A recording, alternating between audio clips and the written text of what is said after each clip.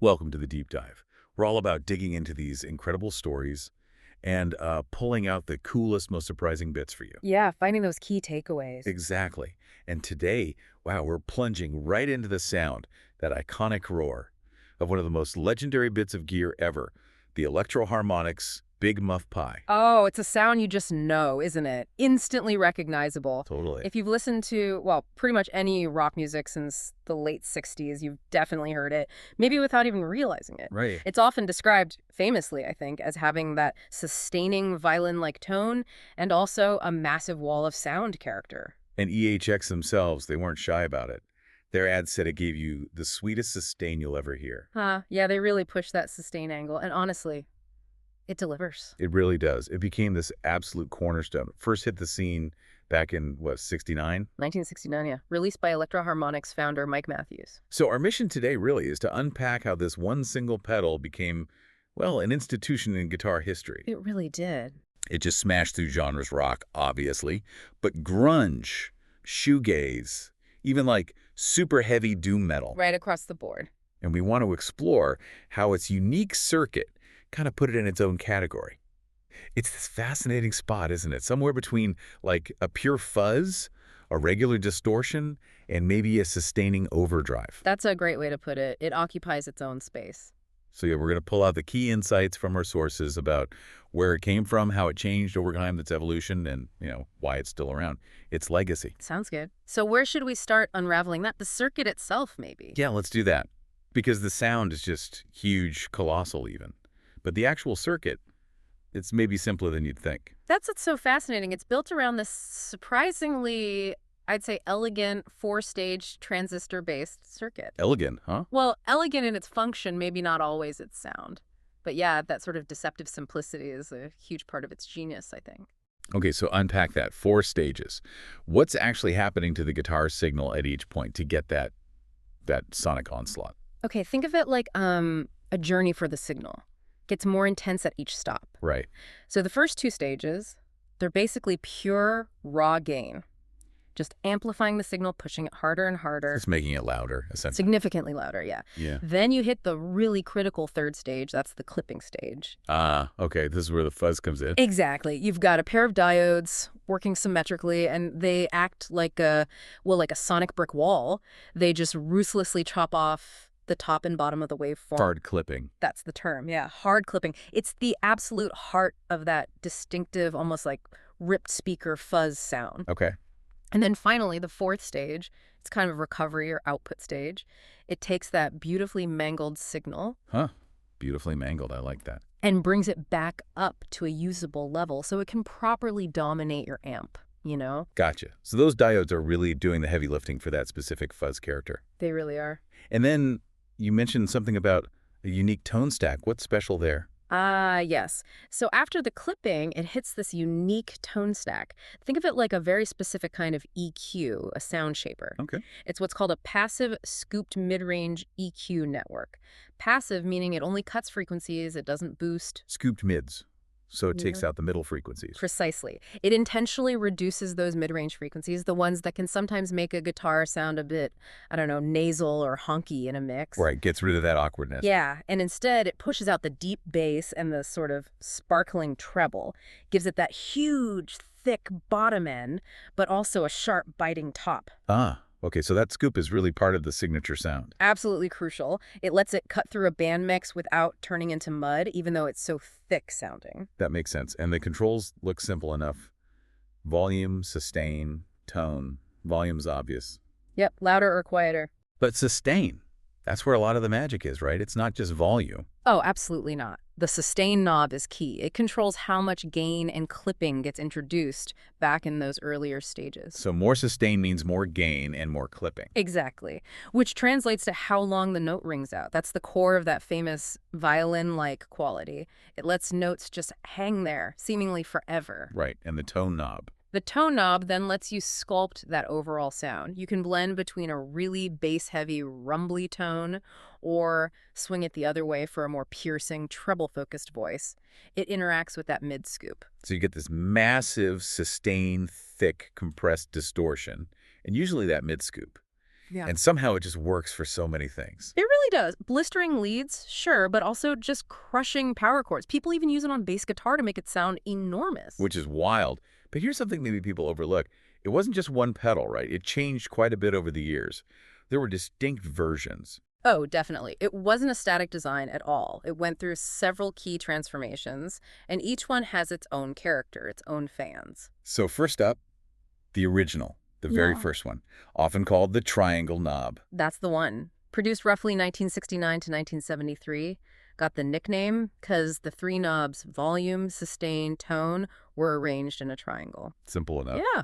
And these early ones, they often use specific transistors, things like the BC239C or the 2N5133. Collectors go nuts for these. Why? What's the sound like? They tend to be prized for a sound that's maybe a bit clearer, warmer, more open compared to later ones, a little less compressed, maybe more vintage feeling, if that makes sense. Yeah, I get that. Okay, so after the triangle, what came next? Next up, from about 73 to 77, we get the Ram's Head version. Named after the little graphic on the box. Exactly, little Ram's Head logo. And this one has a very famous connection, almost defined a whole era of guitar tone for one player. Ah, I think I know who you mean. Pink Floyd. You got it. David Gilmour. The Ram's Head is known for having maybe slightly less overall gain than the Triangle, smoother highs, and often a more pronounced mid-scoop. And Gilmore uses for? Famously, during the Wall era, it's absolutely core to his signature lead tone, that smooth, articulate, incredibly sustaining sound. It wasn't just a pedal for him. It was like an extension of his voice on the guitar. Those long, soaring notes. That's often a Ram's Head singing. Okay, so triangle, then Ram's Head. Yeah. Then things took a bit of a turn, technologically speaking. They did. Fast forward to maybe 1978 through 1980, and Electro Harmonix brought out the op-amp, or IC Big Muff, IC for integrated circuit. Right, and they actually ditched the transistors. Yeah, they swapped out the transistors and the gain stages for operational amplifiers, op-amps, completely changed the core architecture. Whoa! What did that do to the sound? And maybe, why did they do it?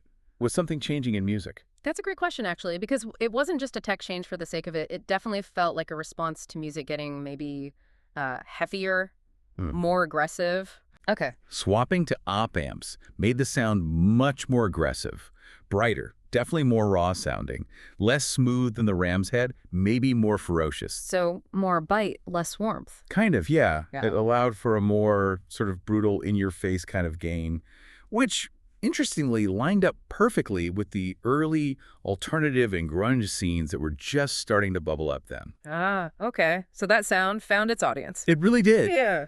This version, the op-amp one, became absolutely foundational to the sound of bands like the Smashing Pumpkins. Yeah. Think of their album Siamese Dream. Oh, yeah. Massive guitar sounds on that. Totally.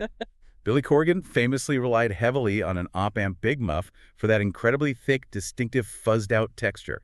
It's a perfect example of how a small engineering change can really help define the sound of a whole musical era. That's fascinating. Okay, after the op-amp era. Then you get into what's often called the NYC Red and Black era, late 70s up to about 1984. Standardized look. Pretty much, yeah. The graphics became more consistent. Circuit-wise, there were actually multiple revisions during this time, but generally they kind of continued that trend towards higher gain, maybe even heavier scooped mids than the Ram's Head. Okay, but then the Big Muff story takes a really weird turn, right? Didn't it end up being made in Russia? How did that happen? It's a fantastic historical twist, and it says a lot about Mike Matthews' sheer resilience and ingenuity. What happened? Did ESX go under for a bit? Yeah, Electro Harmonix hit a rough patch in the mid-'80s, faced bankruptcy.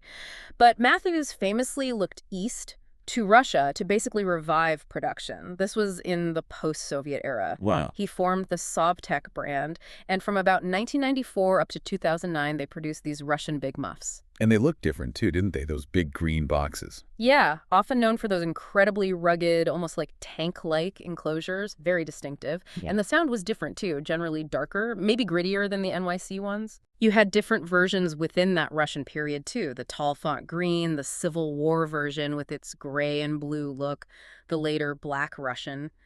They all became super popular, especially in stoner rock and doom metal circles. Ah, makes sense for that sheer sonic weight. Exactly.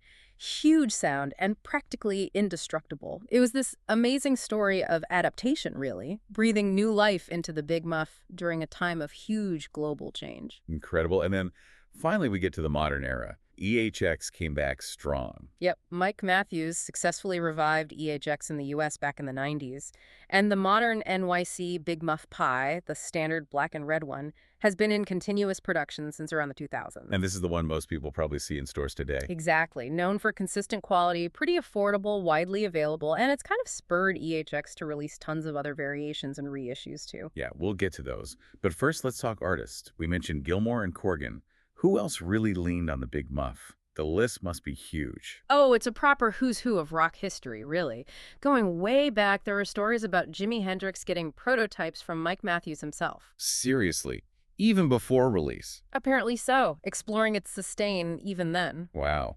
Okay, beyond Gilmore's leads and Corgan's walls of sound, who else? Well, you've got Carlos Santana using early Big Muffs to get those endless, sustained-drenched solos that really became his signature. Right, that singing tone. Exactly. Then there's someone like Jack White relying on vintage Big Muffs for that raw, really untamed garage rock fuzz. Yeah, you can definitely hear that Muff character in his sound. Absolutely. And maybe less documented on stage, but Kurt Cobain is often linked to Big Muff tones, especially on certain Nirvana recordings, contributed to that gritty, dynamic sound they had. Grunge again. It seems like grunge really loved the Muff. It really did. Even a band like Mudhoney, who were so foundational to that whole movement, used Big Muffs heavily in their early formative years. It just cuts across genres and scenes. It really does. But it's not just about the famous players using them off the shelf, is it? What's maybe even more fascinating is how the Big Muff circuit itself became, well, almost like open source. That's a brilliant way to put it. It's arguably one of the most cloned and modded circuits in the entire pedal universe. Why is that? Its simplicity. That's a huge part of it. It's relative simplicity, plus the fact the schematic has been widely available for ages, makes it incredibly approachable for people to tinker with, to replicate. So you get boutique builders making their own versions. Tons of them, meticulously reinterpreting almost every single vintage variant. You've got companies like, say, Ren & Cuff, who make incredibly faithful replicas of specific eras, like their Capri, which nails a specific ram's head type, or their Box of War for a Russian sound. People chasing that exact vintage tone can find it. Stomp Underfoot is another builder with a huge range of Muff-inspired stuff. And then you see modern takes too, like Earthquaker Device's Hoof Pedal. That's a cool example. It's a hybrid, uses both germanium and silicon transistors, kind of adding its own flavor to that core Muff idea. So it's not just copying, it's evolving too. Exactly. Builders are innovating on that foundation. And it's not just established companies, right? You hear about DIY builders modifying these all the time. It's like a rite of passage. Totally. The adaptability is just part of the appeal. DIY folks are constantly swapping out clipping diodes, maybe using silicon for a sharper clip or germanium for something softer, more vintagey. Changing the fuzz character. Yep. Or they'll alter the values in the tone stack to shift that mid-scoop, maybe even add a subtle mid-boost switch for more presence if they need it. Oh, interesting. Or changing transistor types for different gain textures. This huge modding and cloning culture, it just speaks volumes about how brilliant that fundamental circuit is and how much players love to put their own stamp on that core Big Muff voice, refining it for exactly what they need. So if we zoom out from the circuit and the clones, what's the big picture? Its cultural impact, its legacy. It feels like more than just a pedal. Oh, absolutely. It's truly an institution. The Big Muff's signature sound that sustained that aggressive but still somehow musical distortion, it's influenced countless guitar tones, from the 70s right through to today. And each version left its mark. Definitely. Each major variation, the triangle, the ram's head, the op amp, the Russian ones, they've kind of become sub-legends themselves. Each one has this devoted following, this unique sonic character that musicians actively search for. And it's not just history, it's still going strong. Absolutely. It's still in continuous production, not just the standard modern NYC Big Muff, but EHX keeps bringing back the classics through faithful reissues. You've got the Nano Big Muff, the Deluxe Big Muff Pi with more features, and then specific reissues like the Op Amp, the Green Russian, the Triangle, the Ram's Head. So you can still buy versions that capture those specific vintage sounds today, brand new. You can. Its influence isn't just a footnote. It's actively growing, still shaping new music. Yeah, the Electro Harmonix Big Muff Pi. It's undeniably, like you said, more than just a pedal. It's an institution in guitar history. No question. From, Jimi Hendrix possibly messing with pedal types to David Gilmour crafting that iconic sound, Billy Corgan's walls of fuzz, right up to the crushing weight you hear in modern doom metal.